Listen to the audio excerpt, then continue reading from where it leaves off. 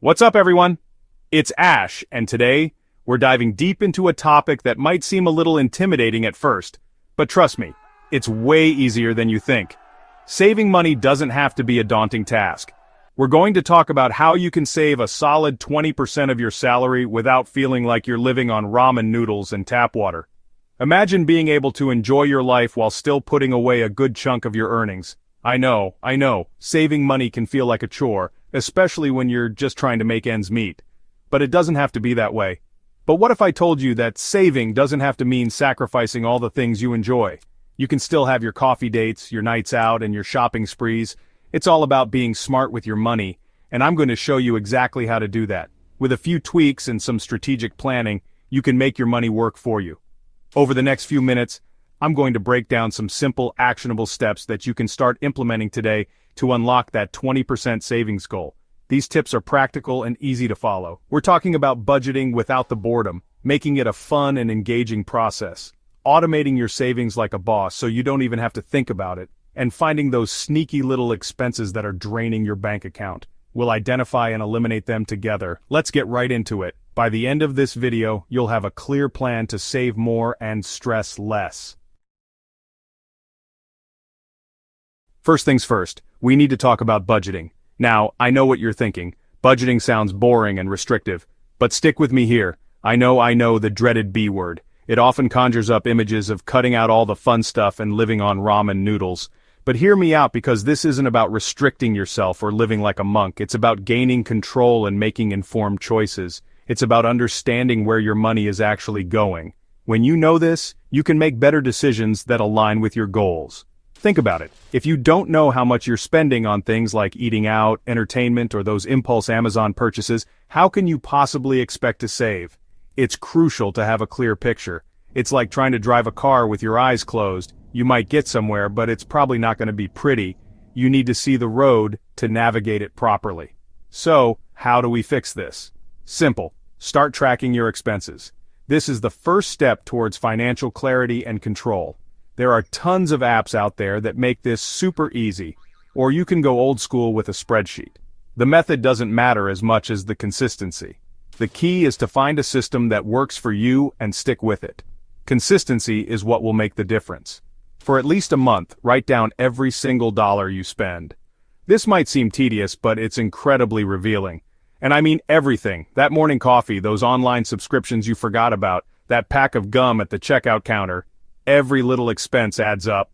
You might be surprised to see where your money is actually going. Often, it's the small, frequent purchases that drain your wallet.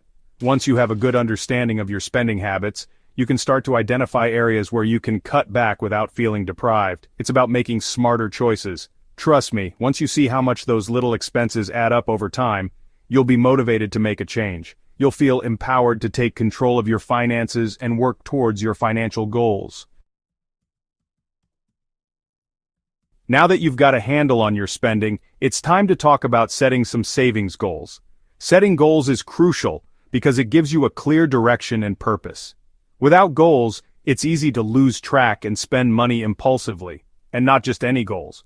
We're talking about goals that are specific, measurable, achievable, relevant, and time-bound. These are known as SMART goals, and they help you stay focused and motivated, or, as the cool kids call them, SMART goals. This method ensures that your goals are clear and reachable, making it easier to track your progress and stay committed. Instead of saying, I want to save more money, get specific. Define exactly how much you want to save and by when. This specificity will make your goal more tangible and achievable. How much do you want to save? Is it $1,000, $5,000, or even more? The amount should be realistic and within your means. What are you saving for? Having a clear purpose for your savings can make the process more motivating and rewarding. Is it a down payment on a house, a dream vacation, or just a little peace of mind? Knowing your why can keep you focused and driven. Once you have a clear goal in mind, break it down into smaller, more manageable chunks. This makes the goal less overwhelming and easier to tackle step by step. For example, if you want to save $20,000 for a down payment in 2 years, that breaks down to about $833 per month. This way, you can track your progress monthly and adjust if needed. Still a decent chunk of change, but it feels a lot less daunting than trying to come up with $20,000 all at once. Celebrating small milestones along the way can also keep you motivated. Remember, your savings goals are personal to you. They should reflect your own needs and aspirations, not someone else's. What works for someone else might not work for you, and that's okay. Tailor your goals to fit your lifestyle and financial situation. The important thing is to set goals that you're excited about and that will motivate you to stay on track. When you're passionate about your goals, you're more likely to stick with them and achieve success. Let's be real, sticking to a budget and saving money takes effort, and sometimes, life gets in the way. But here's the good news, you can put your savings on autopilot and let technology do the heavy lifting for you. One of the easiest ways to automate your savings is to set up automatic transfers from your checking account to your savings account. You can choose to do this weekly, bi-weekly, or monthly, depending on what works best for your cash flow. The beauty of automating your savings is that you don't even have to think about it. The money is automatically transferred before you have a chance to spend it, so it's like you never even saw it in the first place. Another great way to automate your savings is to use a micro-investing app.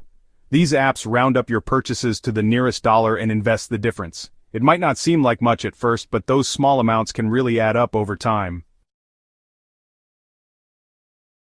Now, let's talk about everyone's favorite topic, cutting expenses.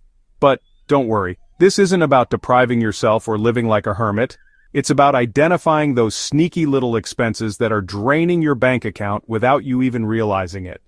One of the easiest places to start is with your subscriptions. Do you really need all those streaming services? Are you actually using that gym membership? Take a close look at your recurring subscriptions and see if there are any you can cut back on or eliminate altogether. Another area where you can often save money is on groceries. Meal planning, buying in bulk, and taking advantage of sales and coupons can make a big difference in your monthly grocery bill. And of course, let's not forget about eating out. I get it, sometimes you just don't feel like cooking, but eating out can really eat into your budget, pun intended.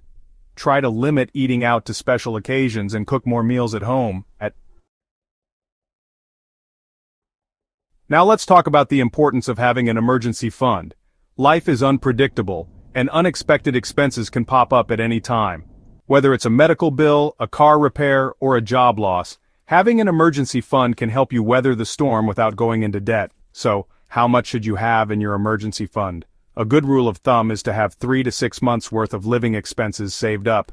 This may seem like a lot, but it's better to be safe than sorry. Start by setting a small, achievable savings goal for your emergency fund, even if it's just $50 or $100 per month. As you get more comfortable with saving, you can gradually increase this amount. Remember, building an emergency fund takes time and effort, but it's one of the best things you can do for your financial well-being.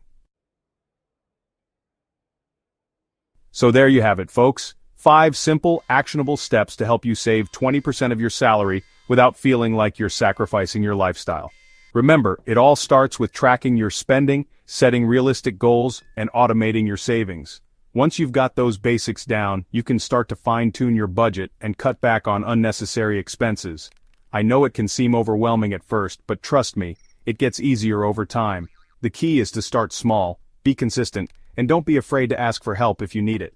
Remember, saving money is a journey, and every little bit counts.